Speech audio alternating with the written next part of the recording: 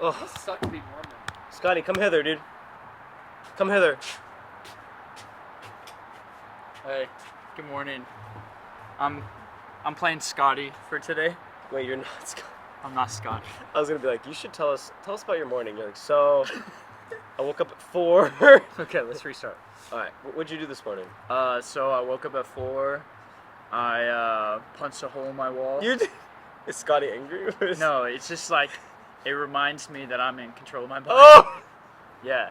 And then I ate raw meat for breakfast. Yeah. What kind of meat did you have? It was like chimichurri tri-tip steak. But Just raw. I cut it up Okay, so and put it in a bowl of cereal. what kind of milk? Whole milk, and it was Cheerios. Why? I thought you normally drink like almond milk. Why'd you choose whole? Yeah, This morning? today I just felt like I needed to remind myself I was in control. What is it? Where's Scotty? Scotty's gonna watch this. I know his first suspect. What is it? Like, what is in control of what? I don't know, just life. Is that just Scotty just seems in control? He just gives off that vibe. He's like always, always put together for the most part. He is put together. I'd say like a more accurate Scotty morning routine would be like, wake up at 4, Yeah, start some journaling of some sort. yeah, makes sense. Maybe like plan out his day. Yeah. Like what are the goals of the day? And then from there, he's gonna. No, Scotty doesn't come like he doesn't really get ready until later in the day. So he's gonna throw on some slippies.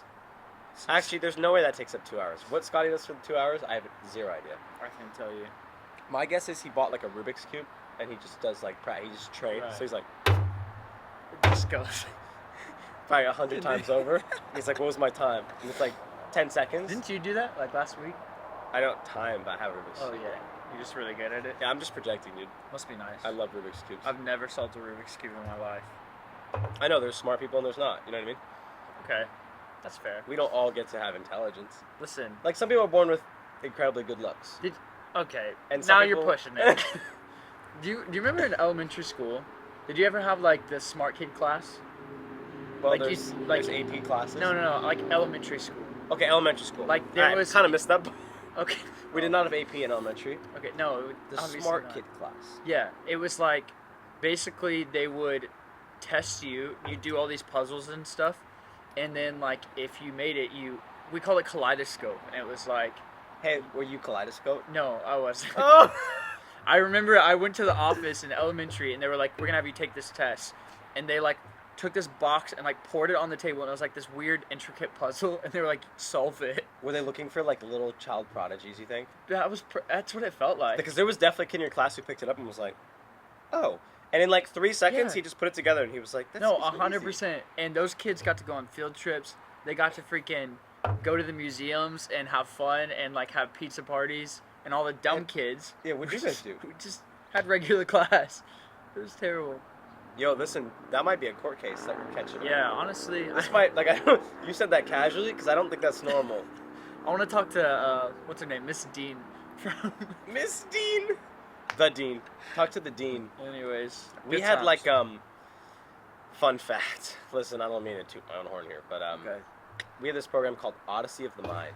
Oh wow. How I remember the name of it, I have no idea. Yeah, me neither. It was like what all the intelligent kids did after hours, but also like the nerds. Right. And I was in this, so I include myself. Yeah. I wasn't like a nerd though. Like I was like a little skateboard kid, Yeah. but I liked these things, so Yeah. I became part of the group. Was it? You said it was after school. Yeah, like we went to like San Francisco to do like a robotics. Are you sure it wasn't just like a babysitting?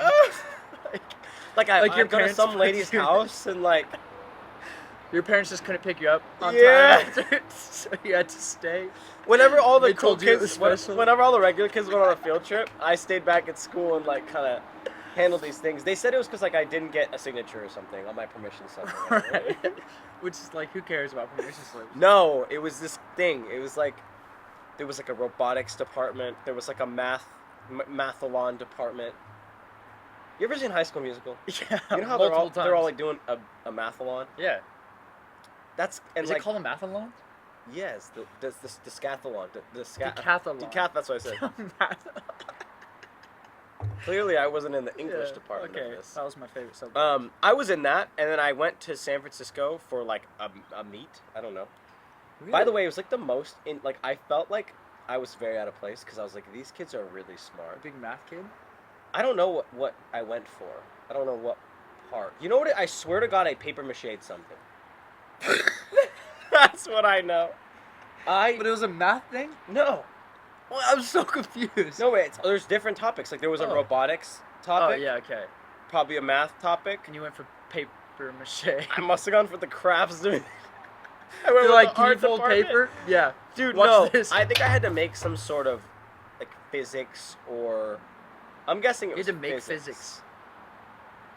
Noah, I'm sorry. you I'm watch sorry. yourself right now. I don't fucking know. Do they care what I did when I was younger? No, Oh, not really. Fun fact, in elementary school, no, wait. This was middle school, so it's even, no, wait. Hey, let's figure it out. I think it was, When was it? this was in 6th grade. Oh, okay. 6th grade, somehow, they put me in the geography B. Like, somehow I made it out of my class. A geography B? Yeah. I thought B's were just spelling. Yeah, well, there's spelling bees, and then this was geography bee, and they asked me a question about geography. I know nothing about geography. Like, literally, probably nothing. I'm literally the worst with geography. I'm the worst. Like, I couldn't even tell you where all the states are on the map. Well, I don't think anyone can do that. There's some people out there. Okay, but most cannot. Anyways, got to this point, they put me in the geography bee. This guy asked me a question. I couldn't even tell you the question he asked because it was so out there. And I remember just, like, I was literally just, like, spitballing. And I just said the stupidest thing. And I swear, there was like a gasp in the crowd. Like, people were like, did he just... And I swear, like, I almost just, like, forfeited myself. But I got out first round, and it was a really humbling experience. So. They're like, what state is the northwest of North Carolina? You're like, first of all, I think that's Canada. Yeah. Second of all, you're like, Italy? Your parents are like, Disappointed. And elementary, I also like auditioned in my class to be in the spelling bee, and I'm a really I'm pretty sensitive person. I don't know why, I just am that way. like little Noah I could see would be like, oh, super you get his sensitive. feelings hurt. For Yeah, sure. and I didn't get in because I couldn't spell spaghetti. To this day, I've never forgotten how to spell spaghetti. How do you spell spaghetti? Spaghetti. That is correct. And I swear, I cried that day so hard that my 3rd grade teacher, she gave me this massive lollipop to make up for it. But I was embarrassed because I was like, why am I crying? But I felt so disappointed. Anyway, we're just unpacking childhood trauma at this point. Is there more stuff you'd like to talk about in this therapy session? I just thought about my education endeavors. We started this thing with a fucking education talk. Hey, cheers to that. We love it. I mean, you said you're sensitive. Let's dive deeper into that. Bro, I'm sensitive. I don't even know How where to often do dive. you cry? I could You cry monthly? Yeah, every now and then. Okay, so is there a month you think you go without crying, or you think every month on the dot you're crying about something? Well, it depends. There's different types. There's different types of cries. If you're just putting in a blanket statement cry, yeah, maybe a couple times a month. A couple times a month. But I feel really heavily for people. So if I think hard enough about this freaking random person that I saw on the street who's homeless, I could just cry about it and be I feel so sorry for them. But then there's other times where I could genuinely be sad one day and I'm just oh, let's just cry it out. That's impressive. Yeah. I mean, I am very sensitive, but I do not cry. you get angry? No, nothing makes me angry. What do you get? There's some sort of emotion. I get sad. I just don't Oh, cry. okay. You get sad. Yeah, I get Just sad. bottle it up? I don't know if it's sadness though. I don't know. It's really hard to bring me down Yeah. because I'm way too everything is exciting to me. Yeah. I'm the person if I'm bummed, I can make myself excited very quick. I don't know. I just really don't get bummed. But I have not cried in a year and a half. Let's unpack that. When I was in...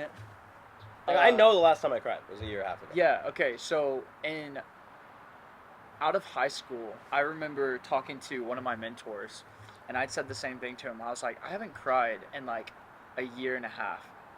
And he was like, well, why do you think that is? And he's also a counselor, so he just cried right away. Yeah. and he was just asking me about it. And I realized, like, I told him, I was like, I kind of want to cry because it's been so long. I'm the same. Like, it just doesn't come out. For me, the issue was I was, like, so clearly suppressing how I was feeling. Yeah. And I wasn't allowing myself the space to cry or, like, to just, like, feel, because I was always the type of person, I always have been, that's, like, push myself to the side for other people. Yeah. And I could kind of see that in you. It's like, just naturally, like, you care so much about other people, and always wanting to be like the positive one, the uplifting one. That, like, sometimes again, in my experience, it was like I was doing that all the time. So, like, when it came to my feelings, I just, like, swept it under the rug. Yeah. And I was like, oh, I'll be fine, because it was like the way I was raised. My dad was always like, you're fine, like, toughen up type thing. And I think I, like, carried that, and then for years, it was always like, oh, anytime I felt something, I was like, let's just ignore it. And then, like, and it wasn't even like, it wasn't always big things, just like small things here and there that add up. And then one day, like, when I was talking with my mentor, I literally just, like, started crying, and I was like, what the heck just happened? I felt like something unlocked. Did he put his hand on your shoulder and go, there you go. It's okay. That's what you need. No, it's... I'd say for me, it's... Yeah, I'm open to that idea. Like, that's possible, I guess. One reason I'd say, like, I've never thought that way, and, like, I'm very in touch with my feelings, and I have no shame in showing feelings, and, like, I'm very good at talking to people. Like, anytime I'm going through something, which is genuinely not a lot. Yeah. I go through more, like, just, like little personal, like, I'm a hypochondriac, so I'll just, like, fucking think I'm dying for a day and be like, you're just an idiot. What does that mean? Is that what a Yeah, we just, like, freak out about, like, your health, or, like, some people who are hypochondriacs probably, like, don't walk on public roads or some shit. Oh, yeah. That's not me, but, like that, or, like, if something's stressing me out. But, like, when I was young, I remember the first time I ever noticed this was my mom's dad died. Oh, wow. I wasn't that close to him, so that's kind of, like, my rationale was, like, he was my grandpa, but, like, he lived on the East Coast, so I'm probably really, when I was a baby, I probably, like, met him a lot, but I really only, like, spent time with him, like, I don't know, a handful of times. Yeah. So when he passed, I remember, like, I was sad as fuck, but no tears. Yeah. And I remember thinking, like, I might have been, like, 10 or something like that, so I was old enough to realize, like, that's weird. I was like, that's abnormal, especially when I see everyone else upset. And then when I was probably 13 maybe, we lost our childhood dog at, like, 5. And within, like, a week span, he went from, like, perfectly healthy to, like, pacing the house, seizing, like, just letting out all his bodily fluids, and then we were taking him to get him put down. Yeah. And we're in the car. It's me and my brother, my dad and my mom. This is so sad. Me and my brother in the trunk of the car with him. Probably not safe. Don't tell the cops I said that. It was a long day, okay? I'll tell him. Yeah. I think if the cop pulled over, he'd be like, it's okay. I would do the same. Yeah. And my first time I'd ever seen my dad cry, and this guy's, like, bawling his eyes out driving the car. The whole car is crying. And I'm just sitting there, and I'm just like, again, this isn't how my thought process was, but, like, essentially I was like, I am so sad right now. Why am I not crying like the rest of them? So then I vividly remember, like, I can get myself to cry when I know I should be crying, but I literally had to try to cry. And so I've always been like this, where it's like, maybe there's a block of some sort. I'm not saying there's not. Yeah. Because when I was a kid, I feel like I cried a lot. Like, I was a little brother. Like, I'm sure my brother made me cry all the fucking time. But I don't know, ever since then, things just don't make me cry. The last time I cried was very rationalized, and yet I still had to, like, induce it, because I knew I needed it. Sometimes it just doesn't come out. Sometimes I feel like you almost have to induce it, if you will. Like, for me, in that sense of, like, forcing it, it's not necessarily forcing it. It's like I have to break up down the wall of, like, what's holding it back. Yeah, which is usually, like, pride for me, where I'm like, oh, like, I'm fine, like, I don't need to cry, like, whatever. And then sometimes I'm like, wait, like, no, I do need to feel, because if I don't feel, then, like, sometimes I could build, like, resentment or anger or whatever, and it'll come out in other ways for me. And so I'm like, I'd rather just, like, let it out and just, like, process that. Like, even recently I had a random thought of like this past relationship I was in, and I was mourning not even the person, but like a family member of the person. It was so weird, and I was Just randomly. yeah, so randomly. I was at work, and I just like started thinking of them, and I just like got sad, and I was like, oh, because I don't see them anymore, and like I miss like being around them, Yeah. and I literally just like cried. It was so weird. Did I was anyone like, see you cry? I hope not. I went to the bathroom. I was at work. No, this is at work crying in the bathroom about something. I just needed super like random. 3 minutes, and I went, and I was like, that was so strange. And when I went home, I like to journal and like type things out, and instead of like writing it, I just typed it out. I was like, what am I feeling, and what am I thinking, and I just like wrote it all out, and then I read it, and I was like, okay, like I'm good. I just needed that moment to do that, which was so interesting, how feelings work.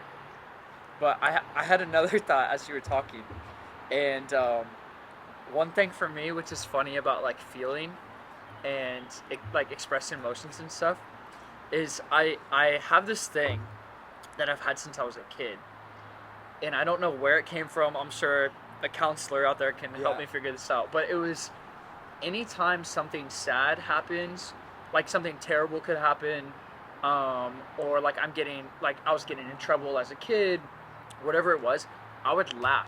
I knew you were gonna say that. I would laugh and I would smile. And I remember like as a kid, my mom's yelling at me because I did something, and she's like grounding me, and I'm just smirking. She's like, "Why are you smiling?" Yeah. I'm like, "Mom, I don't know." And it's because it's like a block. Like I don't want to feel like Yeah. whatever I'm feeling, so I just like my go-to is to smile and laugh. Did your mom get used to that over time? Because I'm sure she caught on to that. No, no. This was like you handled it before it got out of control. no, like I would literally be laughing, and she's like, "You're grounded." Like, And this just So- kept happening. yes. Like and she never realized that was you. I don't like, think to this day my mom realized like why I was like that. You think she thought you were an ass? She's like, Oh, this 100%. kid thinks everything's funny, and I'm gonna show him. 100%, because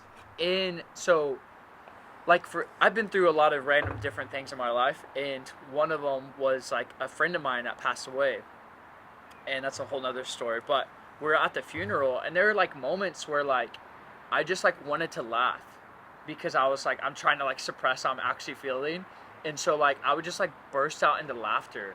It's terrible.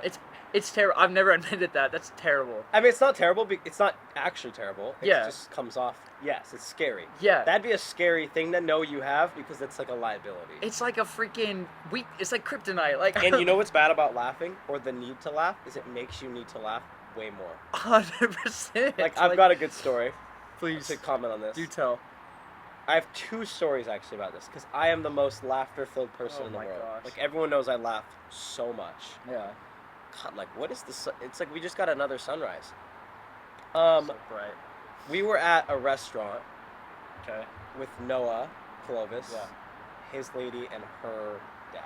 Yeah. And the service, and Kiki. Yeah. And the service was horrendous. Okay? It's terrible. I would never do We- that to you, by the way. I know. We ordered food. It took forever. Two of them came out wrong. Kiki still waited on his food. We sent them back. And the people, like, talking to us were just, like, saying that it wasn't wrong. But I'm like, I've been here, like, 400 times. I know this is wrong. And the girl who we were complaining to was giving us a ton of attitude. And then it got set. And we, like, bro, this is a group of 5 people that do not complain Yeah. about anything. Like, we're not that type of people. Yeah. So we did think it was funny. No one was angry Yeah. at all. We just thought it was hilarious. And so we send the food back. Then, like, probably a while goes by. Our food returns. Kiki still hasn't gotten his initial thing he ordered. Our food returns. It's still not right. Yeah. One's right, one's not right. I just suck it up. I'm like, I'm not going to send it back again. Yeah. So I start eating. I'd ask for a bunch of sauce. They never brought me the sauce. And then we asked to speak to the manager. I know it sounds very Karen of us, but we generally just want to let No, them know like, that, like, yeah. it was the worst service You're ever. paying for it. Turns out the manager was the girl who was giving us all the attitude. Shut up. Then her thing changed real quick, and then she comes back to the table, and they have these little like bucks Yeah. things. This was Zips, by the way. Oh My my favorite gosh. restaurant ever. My favorite food ever. And which, by the way, now I think about that, I need to go get some Zips here. Never and been. they're these little zips bucks, so they can't give us. They didn't comp our food or anything. They No just. way. They just. Kiki never got his burger. He ended up just saying, "I don't need it." No way. She's like, "Well, like, she's like, it could be like on its way out. Let me go check." And she like goes and she's like, "Well, they didn't make it at all." I guess they had new cooks, whatever. So she's at the table, and she's just sitting there, and she's just passed. She's like, just throwing these zips bucks on the table. They're like $5 coupons. Yeah. And the other funny part was we couldn't use them for that meal. The $5 that she was putting on the Bro. table, we could not use that day. The customer service. So we're like, So bad. we're already in a giggly mood because we think this is so funny. Yeah. And so she's sitting there, and she's at our table. She was the one who was previously being rude, and now she's like sucking up to us because she had to drop her entire ego. Gosh. And she's sitting there and she's just dropping money down. And like, it's taking her so long that we have to like continue our conversation. And I just look at her, I'm like, I'm already in that, like, you know that mood where like everything makes you laugh? Oh, 100%. So I'm like half laughing. I'm like, I feel like we're at the Zips bank right now. And then I look around, and this is where it gets bad. Everyone is holding in laughter, including Mercedes' father, who is like, he is a sweetheart, but he's serious. He's not serious. But I hadn't seen him like laugh like that before. And I look up at him after I'm looking at Mercedes and Noah, like desperately trying not to laugh, but like not that bad. Yeah. And in my head, I'm wondering, why do I want to laugh so bad right now?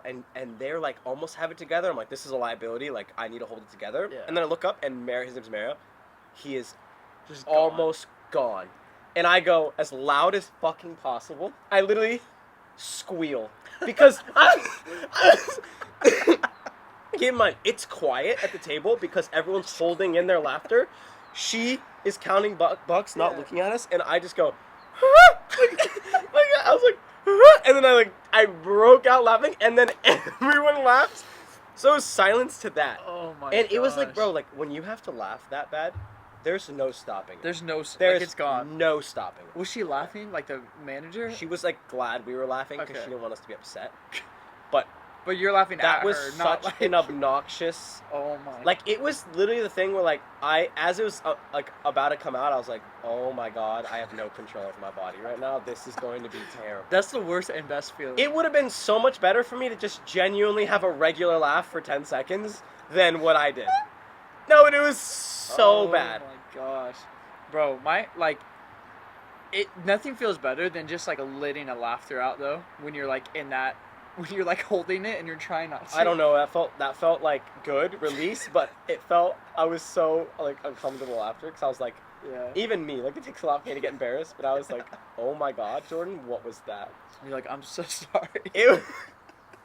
No, I literally said, I'm like, I'm so sorry. This is just so funny, and it was just one of those nights where it's like too good to be true. Like everything that happened was like, there's no way this is happening. So funny. And so we were just all in that giggly mood. Oh And then my we went to a gosh. restaurant recently. And we had this waitress who was awesome, by the way. Yeah. And she was like a little off Yeah. socially. I want to say a lot, but for her sake, I'll say a little. She was a lot off socially. Yeah. The sweetest lady ever. And so passionate about her job. She knew every ingredient, every single thing on this menu. Oh my gosh. But she came by, and so it was a comped meal. Yeah. And we were only supposed to have one thing there, and we weren't supposed to have drinks because we're on like this food journey. Yeah. And she comes up, and she's like, would you guys like to do any drinks? Like, we have this. She reads like the entire menu, right? Gosh. Or no, I guess at first she mentioned a couple things. And then the person I was with was like, I think I'm usually like a mezcal person. Yeah. And she goes, mezcal? Okay. And then she starts reading her like 80 other options that have nothing to do with mezcal. Gosh. Almost like no, I think she was like, I don't want to drink. And she's like, okay, like, do you like anything? And she's like, I think I like mezcal, but she said she didn't want to drink. She's in our face reading all, and again, this is because she's like socially off, and she's doing her job, and she's really good at it. That's so funny. And she's reading off all these things, and we just couldn't help but laugh because it was almost like oh my god, is this happening right now? Like, we could not believe this happening, and we're not going to be rude. We don't want her thinking we're laughing at her, so, because we're not. So we were holding this in so hard, and me and my friend we were with, we could not hold it together. We were literally like being rude, like holding menus up, and she was still going Oh my god. for like 10 seconds. And the rest of the meal, she'd come back and do the same thing with the menu, with everything. She was so like My guess is the restaurant let her know to like, hey, take care of them, Yeah. like offer whatever they need. But they didn't know we were only there for like one thing, Okay. and it was comp. So she was trying to do like, also she was probably She's dealing trying with to like upsell? corporate. Oh, okay. No, upsell there was no cost. Yeah, okay. But she was probably dealing with like corporate, so she was probably trying to be a really good host, and then That's she was true. a little socially off, and then it was just like this concoction That's that so resulted in funny. so much just laughter from like awe, like amazement of like how is this happening right now? So funny. And then mixed with it's what my point is we so badly did not want to laugh Yeah. that it made it 10 times harder. at one point by the way there was like this little gap in the table to get out. I had to get up because I was like I can't do this. I'm gonna laugh. So I went to get out and then something happened where I couldn't get out. Like I don't think I could get out. I couldn't fit or something. And so I get out and then I have to sit back down. It was a mess, dude. Oh my gosh. So I understand the especially being like a very laughter-filled person. I'm not good at controlling my laughter. If I'm gonna laugh, I'm probably gonna laugh. 100%. I would say I think that's one reason why, not just, there's many reasons, but why I feel like we get along so well as well is because I think you're freaking hilarious. And I will laugh at anything you say. Maybe I just keep the people who think I'm funny around. Yeah. Just like boost my ego. Yeah, that's probably it. You're just using me. I will say like I'm not good at taking compliments, but yeah, like I'm pretty funny. You're funny. That's like my main thing. But the thing is I think I'm funny. You are funny. But you're like wholesome funny. That's Yeah. why you're funny. Yeah, okay. Because I say frick instead of...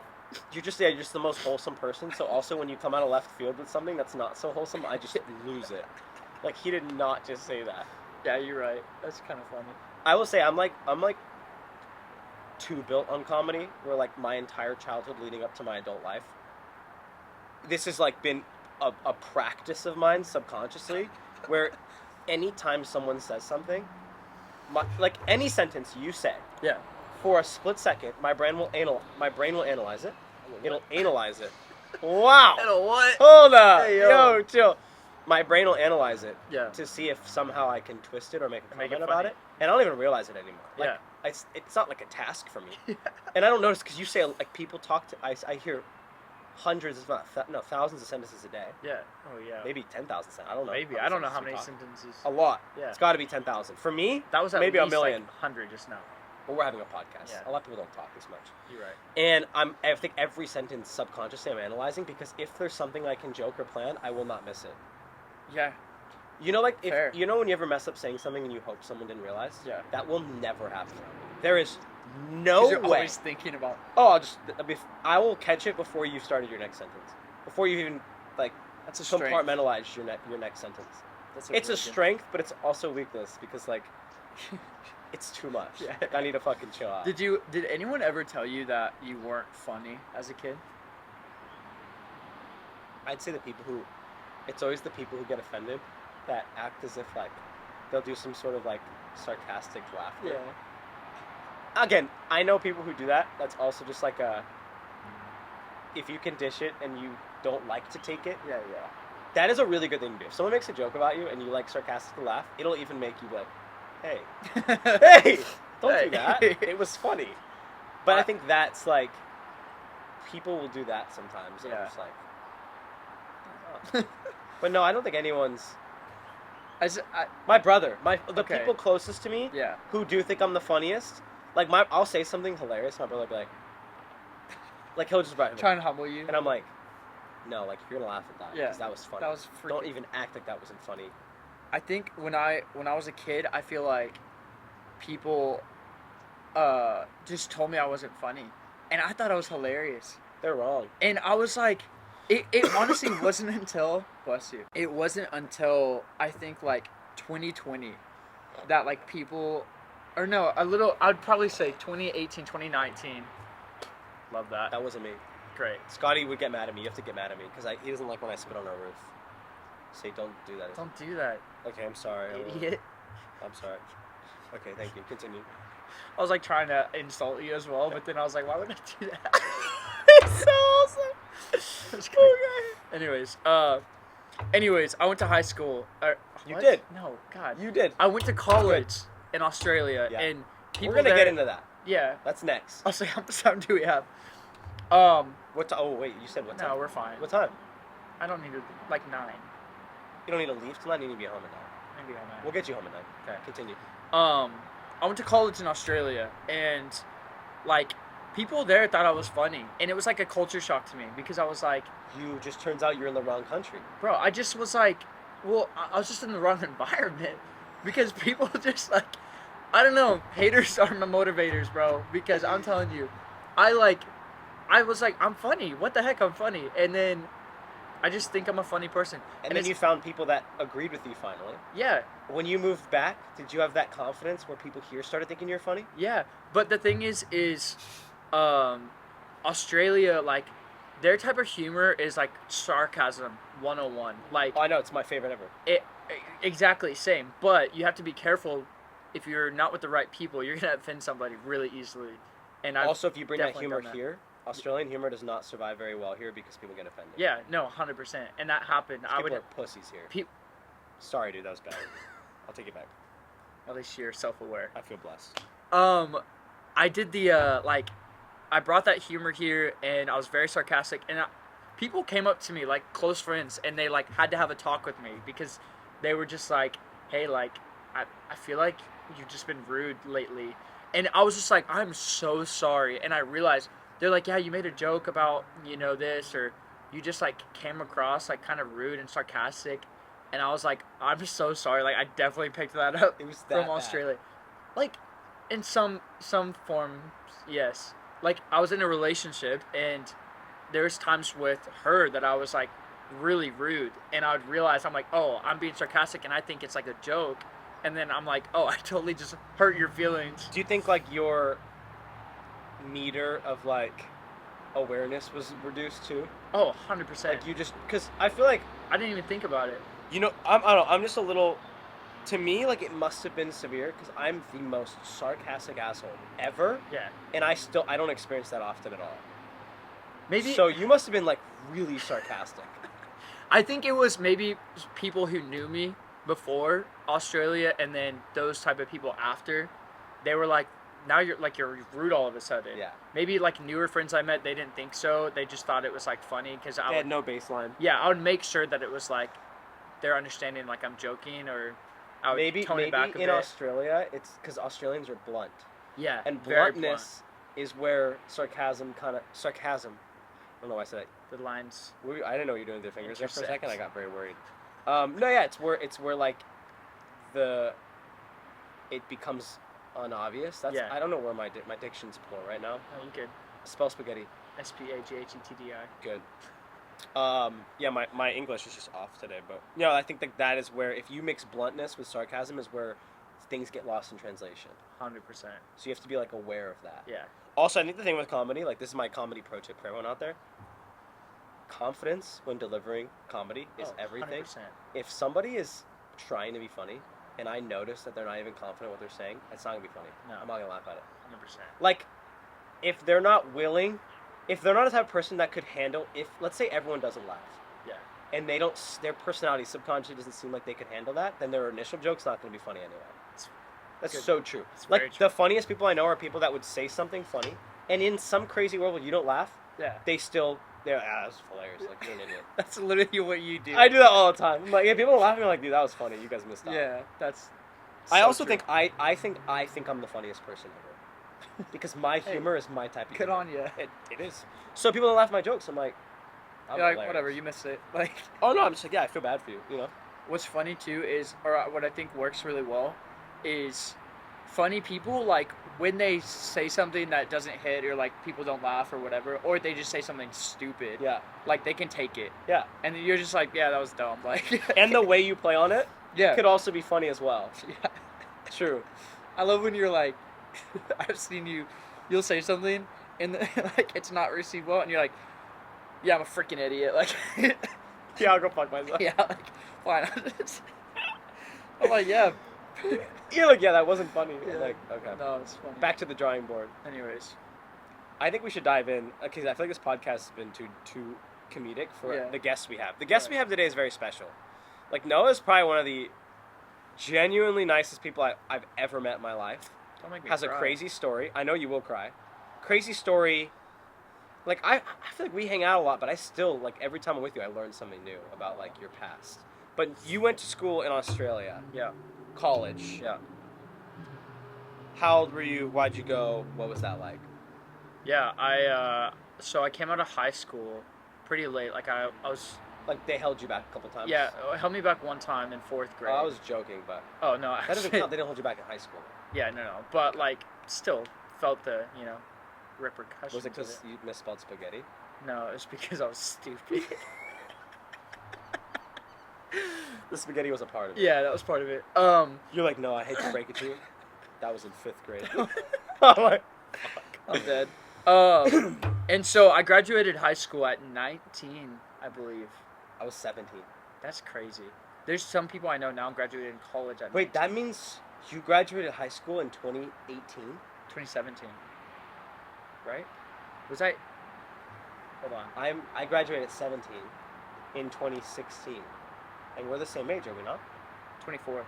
I'm 24. I Yeah. turned 25 in March. Okay. So I was 17 and a half and you were 19. Yeah. That makes sense. Yeah, I was 19 when I graduated In high school. a year. So you were a year and a half older than me, but you graduated a year. Yes, that timeline adds up. Okay. I'm glad your math's better You're a than mine. 17 kid, you said? 17? 2017. Child. Yeah. Infant child. I mean, you're older than me, felt like it. I I already finished. I graduated my semester of college. How by about you the just time. rub it in my face? I'm just like really smart. I didn't get held back in 5th grade. Shut up. And I could spell spaghetti. I'm done. I'm sorry. I'm kidding. Go. Okay, graduated late. Yes. I had plans to go to a university in Oklahoma, and I, was kind of just like every other kid. Well, Where were you living? Oklahoma? yeah, Okay. born and raised, and I don't know, like, I just thought I would go to college and get, like, some sort of degree, but I didn't know what, and, that's what all my friends were doing, and I love, like, the college scene, so I was excited for that, but mostly just for the experience, and it came down to, like, I was going to go to college there and do that thing, but I felt like there was, like, a greater, like, purpose on my life, and I just hadn't tapped into it yet. And that wasn't Oklahoma. No, that was not. It wasn't like a time where you're like, maybe Oklahoma's not my greater I purpose. literally was just like, I want to get out. Like, I love it here. I love my family, but like, I just wanted to get out. I've always wanted to travel. I've always wanted to just like do something big with my life. And so I heard about this college in Australia. Didn't know anything about it. How did you just hear about it? Well, a girl I went to high school with went. Okay. I just saw, like, she did YouTube, and she posted a video one day, and she was like, college in Australia. And I was like, huh. And it happened to be with a church that I knew of a little bit. It's a Bible college, and so I was like, oh, that's interesting. I looked it up one day, but then, like, that was it. That's the only knowledge I had. And, then one day, like, I just, like, was praying, and I felt like something was off, and I didn't feel comfortable going to college in Oklahoma. I felt like something was missing, and I felt like God had just like said, like, go like to the college in Australia, and I felt that very clearly. And so I emailed them like that day. The college I already had scholarships to. I already like had planned to move into in like 2.5 weeks, and I just told them, I was like, hey, like, I'm no longer coming. And this was before I even applied and got accepted to this college in Australia. Okay. And so I told them that, and I started applying for the college in Australia the same day. And then I told my mom the next day. I didn't tell anyone else, but What did your mom say? I told her, and she was like, as sad as I am to hear that you'll be moving away, like, this makes the most sense. And she's like, I'm proud of you. And I just, like, cried that day. Of course you did. Yeah, of course. Of course. But, yeah, and I just... Was this pre-mentor, Noah? This was mid-mentor. Okay, so this is like, that was in your head when Yeah. your mom told you, and you're like, I feel like I need to cry. Yeah, probably. I'm gonna go cry. It just happened. Nice. And so that was in July of 2017, and so I knew I wanted to go. The next intake for the college was in January, so I was like, I'll just work 6 months and make it happen. I worked 3 jobs. I worked. Hustled. Yeah, I hustled. I worked at IHOP. Nice. I was a server. I worked like overnights, the graveyard shift. At IHOP? Yeah, and then I like worked for this girl's business selling hand soap. Nice. And I worked at a church as well during like worship music. and then yeah, I took off in January of 2018, and then I was there 2 years, and then that kind of brought me over to back to America because they launched the college in America for the first time in Yeah, what was that 2019. moment for you in Australia where you knew you're like, I want to go home? I so here's the thing is I actually didn't want to go home. I was in a relationship with somebody, and our relationship was a bit rocky, and so like the compromise was I knew I was supposed to do 3 years of college, and that's what I wanted to do as well.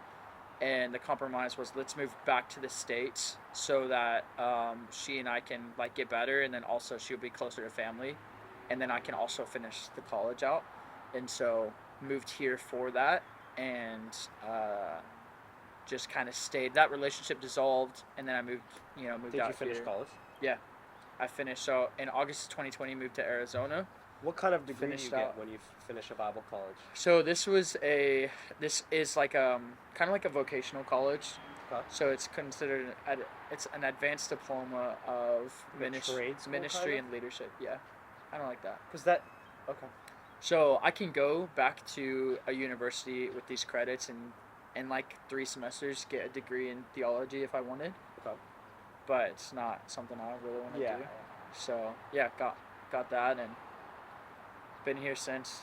So Could you have stayed in Australia? Like if you were in Australia right now, would you still enjoy yourself? I think so. Like looking back now, like I'm very thankful for where I'm at. I Yeah. wouldn't change it, and I love it here. But at the time, I packed up everything I own. Like I literally took, like I had like 3 massive suitcases. I had my guitar. I had everything from my room because when I moved out, I moved out. You can play your guitar? Yeah, Why you never brought your guitar I out? don't know. It's at my house. Of course you can play guitar. Barely, I feel like. No, I feel like. If you didn't say I feel like, I would have believed you. I don't know. But Barely, I feel like. That's what people say who are good at things. no, I'm really not that good. Can you skate? Barely, I feel like. If I wasn't good, I'd say barely. Okay. But if I said I feel fair, like, fair, they're like, I feel like. I feel like I can barely skate. fair. So does Tony Hawk, but But anyways, he's good at guitar, I know it. whatever. Bring in your guitar next time. Anyways, I packed up everything and I moved, and like in my head I was gonna be there for like at least 5-6 years. Really? Like I really thought that because I was gonna go do the 3-year course, and then I was gonna continue get my degree in theology, and probably like continue a master's program, marry like there and stay there, and like I just Just gonna have a family, some kids. Yeah, like be a I- pastor. probably like that. Pastor Osborne. Pastor Noah Osborne. I don't know. I really thought about it, and so it's hard to look back and be like, oh, would I stay there? Because right now, I wouldn't live there again. I don't think. I love it. I love America. Yeah. I love it here. I So, hear really good things about Australia. it's awesome. I mean, besides the whole pandemic thing. Yeah, no, during that it was an absolute shit show. Yeah. But you know what I will notice that I've talked to someone since, and they said, again, this is because Australia's large. Yeah. Well, it's actually small, but like there's a lot of different areas. They said that like all the stuff, again, I think any sort of news gets lost in translation as it travels. Yeah. And from a perspective, like Australia looked like the worst place to be in the entire world for that. And a friend of mine I spoke to said it like wasn't, for him it wasn't a big deal. Yeah. It wasn't much different in the US. I've heard different things. I had a lot of friends who like really struggled and suffered. Like you couldn't even leave your house. You had to know. like the only time you could go outside was when you were like going on like exercise walks, and so they would stage like hangs like to walk to different places with Wait, different stage people. what? Like hangs, but it was like you had to go on a walk with a friend to see them. Yeah. Like you couldn't just go and hang out somewhere. You like want to see your 85-year-old grandma, but she can't walk, so you're like, sorry, like, grandma. bro, it was like literally it was tragic. Yeah. So I'm glad I got out of there in December of 2019, and then pandemic hit. Just missed. Literally just missed it. So Oh. I could have been stuck there probably. So All right, well, I got some questions. oh heck yeah. Because we can't have you on the pod and not get a little deep. And we got some time, I dude. feel like we've been deep, but let's go. No. We're gonna get deep, all right? This was not a question written by myself, okay? Okay. Excited. What adversity have you experienced that has changed your perspective the most? Gosh, that's such a great question. I did not write this question. You can imagine who wrote this question. Yeah, yeah. Someone with a lot more brains than me. Felt. There's so many in my life that have changed my perspective. Which one the most? The most, I would probably say, was when I lost my friend in high school. In 2016, it's been so long, it's like hard to remember. Yeah. 2016, I'll try and make it quick because it's a longer story. But me and some friends my friend's family would go to Panama City Beach, Florida. Yeah. For like a little holiday in the summer. We went with them for the first time one summer, and then the following summer we were going to go again. And this time we had like our one of our other friends, and then a few other friends came too. And while we were there, one friend passed away on the trip. And we were there just for vacation, summer vacation, and like we were all hanging out on the beach, and there was like this massive sandbank, and there was a bunch of people. Like looking back, it's a really stupid idea, like really dumb, and we were young, like we weren't thinking about it. But people had dug holes in the sandbank, and they would lay in it for shade. And so there was like a bunch of people doing it. And so two or three of my friends were there doing it, and we were just like hanging out on the beach all day.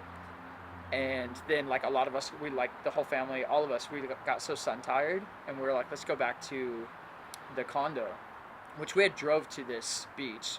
So it was like a 5-minute drive away. And my friend, he was like, I want to stay. He's such a beach bum. He was like, no, like I want to stay, and I'll just walk back like along the beach all the way back to the condo. And we really didn't think anything of it because we were just like, yeah, like makes sense. Like he loves the beach, it'll be great. And I was the last person, I'm pretty sure, that like talked to him. And I remember feeling like something like I was like I'm always like thinking about different things. I feel like, and I'd like said to him, I looked back because everyone was walking around the sandbank, and he was like right outside of it, about to lay down in it. And I was like, bro, you got your phone? And he was like, yeah. I was like, cool, like text us if you need anything. He's like, all right, cool. I was like, you got water? He was like, yeah, I'm good. I'm like, okay, cool, like we'll see in a bit. And like walk away, and the last thing I saw was him like laying down in the sandbank, and like the hole they created. And we go back to the condo, everyone's doing their own thing. One friend's like showering, one friend's like down at the beach, one's like getting food. I like went to the little gym they had, and I'm like running on the treadmill. And it was so weird because I was running I was like, okay, I'm just gonna do like 3 miles on this treadmill, and I start running. Just 3 miles. I was in a running phase. It was weird. I was like going a lot, and so I did 3 miles, and then I felt like I was like this internal monologue, which I know now was like God, but at the time it felt like it was just like maybe motivation or whatever. I was like, okay, no, go 4. I'm like, okay, I did 4. I was like, no, go 5. I'm like, okay.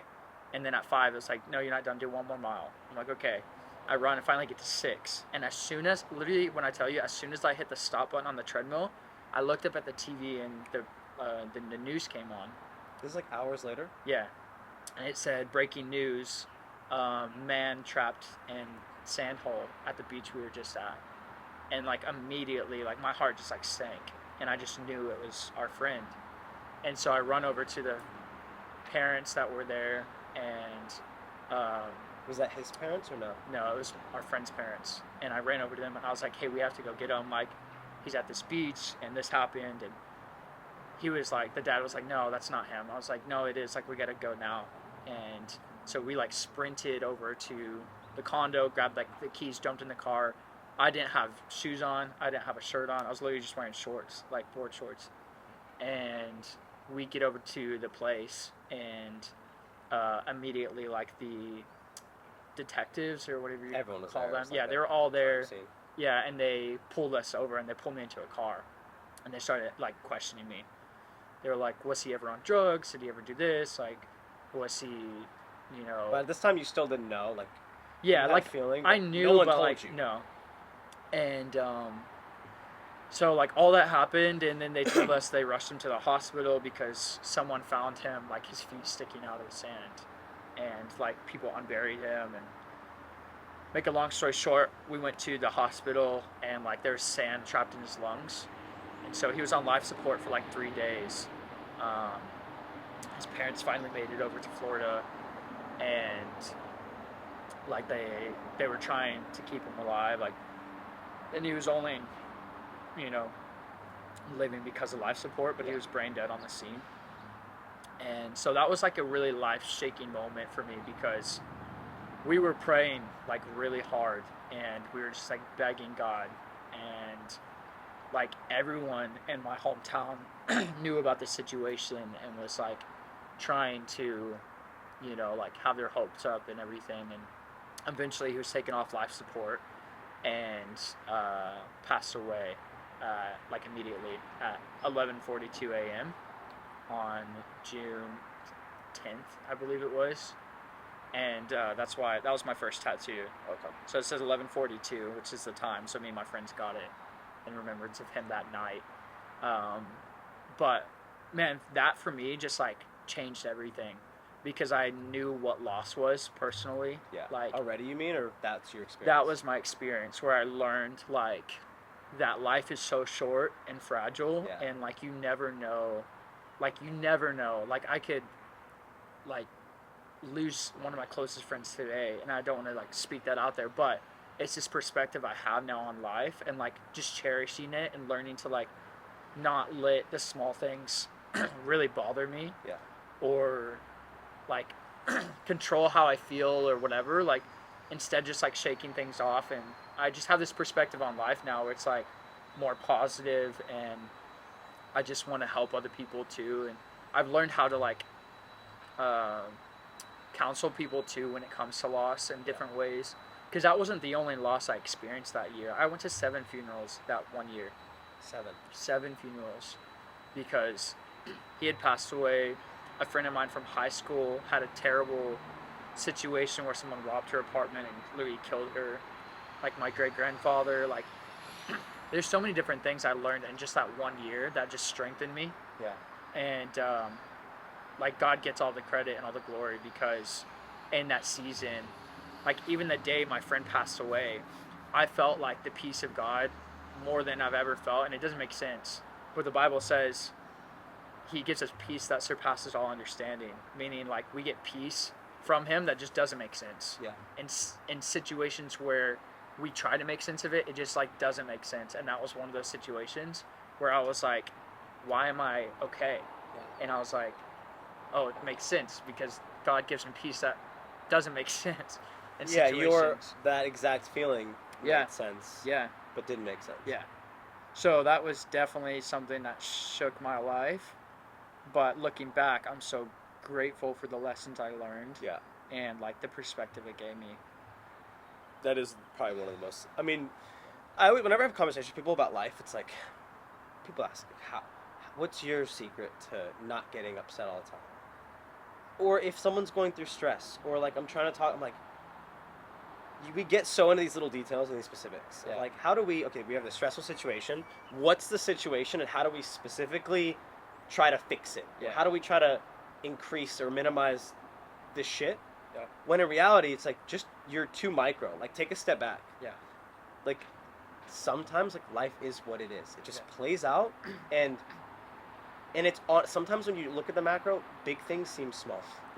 Like somebody passing will feel like your entire world has crushed and crumbled above you.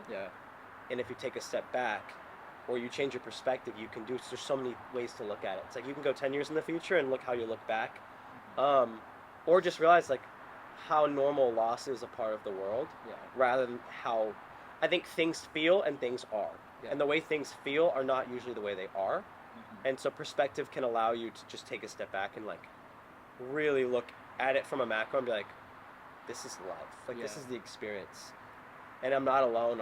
No one's alone on anything. You know what I mean? And that is a comforting feeling. Like we were talking about the other day on the pod, I think, if the world came to an end, but we all knew it was coming to an end, like our idea of dying would not be the same. Because we're all doing it together as 8 billion people. I think as well, for me, one thing I had to learn was, I think a lot of people want like shortcuts in life. Like they want to avoid feeling certain ways, or they want to, they want to learn the lesson, but they don't want to have to go through what it takes to learn the lesson. Yeah. And I think in life, like, what I kind of learned is life just happens, like you said, and a lot of the times that comes with a cost. Like, you're going to learn a lot of things and you're going to have this knowledge about certain aspects, but it's because you probably went through something to get that. You didn't just, like, one day, like, yeah, there's, like, books you can read and you can learn from other people's You can try to lessons. gain perspective. Ideally, you learn without having to go through the adversity. Yeah, that's wisdom. Yeah. Knowledge, I feel like, is you learn it the hard way, and then wisdom is learning, knowledge is learning it the hard way from your own experience. I feel like wisdom is learning it from someone else's experience. Yeah. And you're like, oh, okay, I'm going to learn to trust what they're saying about this because they've been through X, Y, Z. And It's I'm like going to a more apply it to my efficient life. version of learning. Yeah. Which And people who are wise do seem intelligent beyond their years because not only have they used their own information, they figured out a way to use other people and not enter those doors that they already know are not good. That's why it's so important that you're like, you always put yourself in this position of like, I'm always going to learn something, but also like there's gold in every single person. Like, you have stuff on your life and like there's so much wisdom and knowledge I can learn from you based off your experience and what you've done in life. Yeah. And vice versa. There's someone I can meet on the street who's learned so much that I can learn from, but we just have to remain open to like hearing people's stories and like being able to receive like what they have to share, because that's what's going to help me in life. Like, hopefully my story is going to encourage and help someone else. And then hopefully like hearing other people's stories, I know I'll be encouraged and helped in different ways. And I think it's funny what you said about shortcuts, how people want shortcuts. I find the irony in that to be that the shortcut is adversity. Like, think about this. Yeah. Like we were talking about, there's knowledge and there's wisdom. Let's Yeah. just play on that and say Yeah. that is a blueprint. The knowledge through adversity is a quicker process than learning from other people, because when you experience it, it's straight to the point. There's you don't try to learn it, you learn it quite the opposite. Yeah. Wisdom is you're trying to learn it, so you're trying to figure out how to feel something that you never felt through someone else, and you're trusting and you're going through it, and it's like a process. Yeah. The shortest cut, unfortunately, like to learn, if you had two people and they were born and they're both 10 years old, and you're like, who's going to learn how precious life is first? And one person goes the route of learning from others and one person goes the route from self-experience. The person in self-experience is going to learn it first. Yeah. Because I something agree. through adversity is going to happen, and that's going to, it immediately instills that concept in you, versus the other person now has to have a ton of conversations and has to be honest with themselves and have perspective. So it's like, obviously you never bring adversity on. Yeah. So it's like, it's not a shortcut in that way where it's not tangible. Like, you can't go that route on purpose. Yeah. You can't, I guess you can. You shouldn't. Yeah. But that is the shortcut. So people who sit there with adversity and they're like, they let it tear them apart. It's like and because they're like, I wish I had the shortcut and I have to deal with all this bullshit. Yeah. It's like if they just had the perspective, realize that is the shortcut, and they're getting more value from their experience than someone who's not. Yeah. It's hard to put yourself in that thought process in the middle of it. Yeah.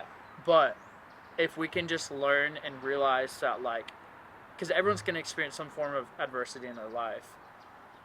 And if we can realize and, like, put ourselves in the shoes of, like, okay, I know this is going to make me stronger, or I know this is going to help me in some form or another, or I'm going to allow it to be for good instead of, like, having this victim mentality the rest of my life based off the adversity I've gone through, then that's going to be, like, the biggest shortcut, like you said, to learning and growing and helping other people as well.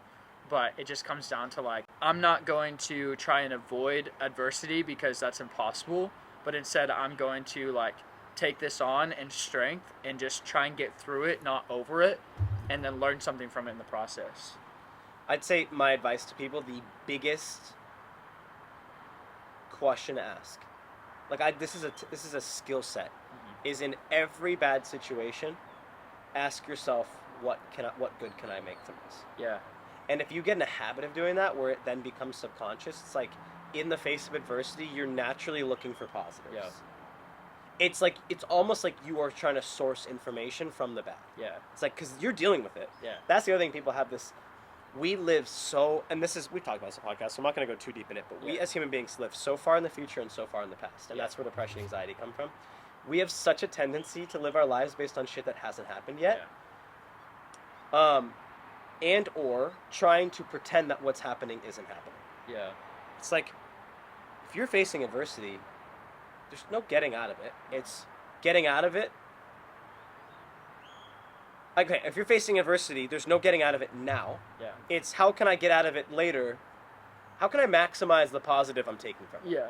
Because how do I minimize negative and maximize positive? Yeah. And that's the question asked. Is like, what is good? Like, I always find myself in bad situations. Like, me and my brother pride ourselves on this. Like, one day my brother, and this is more my brother's thing, but like one day his car got like scuffed. Yeah. And like we just look at it, and like, we know a lot of people who that would ruin their day. Yeah. And so we just look at it and we're like, that's shitty. Yeah. And then, great, that's shitty for 10 seconds. And we're like, all right, well, it's there. Yeah. Nothing we feel or say or do right now is going to change that, so Yeah. let's move on. Yeah. Great, it's done. We minimized the loss. Yeah. The maximum version of the loss is letting that loss drag out for a day or a week or 2 Yeah. weeks, or letting it get you angry, and then that anger could lead to you hurting someone, and now you've just got all this loss on your plate Yeah. that you just created. Whereas if we just moved on positively, the only loss we experienced was what had already happened. Yeah. The thing that we cannot change. Yeah. And so it's just like, again, dude, that's the thing with this podcast. Like, I don't know why I don't call this the Perspective Podcast. Perspective Pod. I love it. Everything is about everything, and that is the biggest hack in the world. Perspective. There is no concept in the world that I have found more valuable than that. Yeah. Nothing. Because so many, like, it's like this pyramid scheme. There's perspective, and then almost every other concept to learn underneath it. Yeah. It's a pyramid. Like, every time I have a good talk with someone or something, perspective is the overlying Yeah. concept. Perspective changes everything. And your ability to, like, use it is a superpower. Yeah. Like, how much perspective you have is a superpower. Yeah. I agree. In any way, good and bad. Yeah. There's one last thought that I had, and it was like, perspective is key. But it goes back to what we were talking about at the beginning, and that's like, it's okay to feel as well. And like, based off whatever circumstance you're going through, whatever adversity you will go through, like, definitely go with the perspective of like, okay, I'm gonna make the most out of this situation, but also don't forget to like allow yourself to feel that Yeah. too. Like, however, whatever feeling evokes from the adversity, be sure that you're like not suppressing that and not just trying to be like overly positive in the situation. Like, Yeah. make sure you feel it and then come back and be like, okay, now like, how can I make the most of this situation? Don't make only good out of a bad. Yeah, Like, That was experience the bad. it's really good. No, I didn't think it was that good, actually. I thought that was really good. I'll word it better next time. No, don't make only good out of the bad. Yeah. Feel, and then take that feeling and turn it Yeah. for good. Well, I mean, yeah, it just sounds dangerous if every time something bad happens, you're like, this is great. Yeah, you're like, I can get over there, I can do this, but then you're And just now you're really- sweeping things under And the again, I think perspective will be the solution, right? Like, Yeah. perspective will allow you to... perspective is the parent concept to being self-reflective. Yeah. Being self-reflective is like perspective in yourself, right? So much gold coming out of your mouth. You're the one saying all the good things. I say one little thing based on what you said, and you're like, this is so good. I just think This is it's based great. on what you're saying. But, like, being self-reflective is just the self version of perspective, Yeah. right? Like, that's another word. Having self-perspective is being self-reflective. Because Yeah. reflecting on yourself is looking inside. And looking inside is just a different form. We look outside in our Yeah. life. Stop looking at me like this is good. I'm not even saying I'm this anymore. thinking like perspective, prescription. You're looking in. I was thinking like oxycodone kind of thing. Oh, You said okay. prescriptions. I meant, was like, thinking glasses. Of prescriptions. Oh, gotcha. right, like you're looking into yourself. They're giving you different perspective with a prescription. Hallelujah. Praise the Lord. Praise the No, I just, That's great. I mean, I don't know, like, again, you wanted to add in an extra concept, which is great, and that concept is so true, but how to partake in your concept is perspective. Yeah. You said, like, don't let yourself, Yeah. if somebody was in that circumstance where they learned the concept of what I say, right? So they heard that concept and they go out in their life and they start applying it. If they lack perspective, that might get out of hand. Oh yeah. That fire might get out of hand. Yeah. But if they have perspective, they are aware of that. So Yeah. they will have the perspective, realize that like, I do need to feel this. Yeah. It takes the perspective to feel on as well as find positive. Right. I'm telling you, dude. Like I think for you, and I think you realize it, Yeah. but like the best people in my life, I feel have the most perspective. When I find someone who like practices perspective, whether it's consciously or subconsciously, I get excited. I'm like, these are the kind of people I want to surround myself with because I have friends who are really good people but lack perspective, and it's where their downfall lies. Yeah. Their downfall lies in their inability to either be self-reflective or their inability to put themselves in other situations and look inward. I love that. And that's another wrapped podcast on perspective.